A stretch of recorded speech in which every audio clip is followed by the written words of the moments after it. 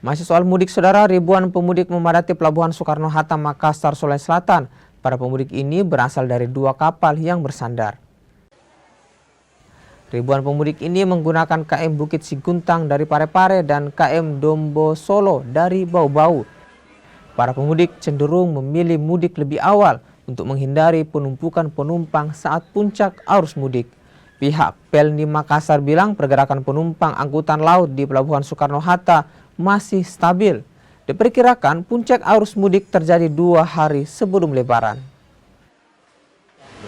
Itu alasannya mudik lebih awal seperti apa, Pak?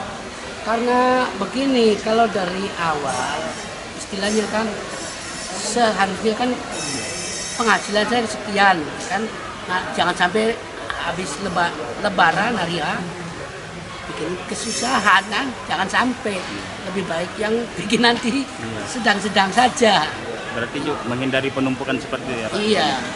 Iya, pada saat ini memang penumpang kita sepertinya stabil. Dia nggak menonjak signifikan, tapi dia stabil. Karena memang sekarang kan dispensasi masih masih ada dispensasi yang artinya proses.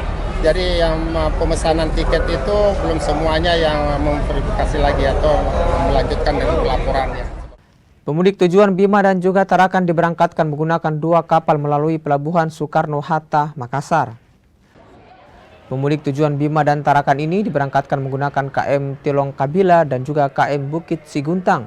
PT Pelni mencatat 6 hari jelang Lebaran terdapat hampir 1.200 pemudik yang meninggalkan kota Makassar.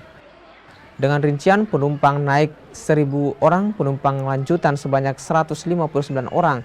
Selain penumpang reguler, PT Pelni juga memberangkatkan penumpang mudik gratis, di mana total pemudik gratis ini mencapai 300 dengan tujuan Bima.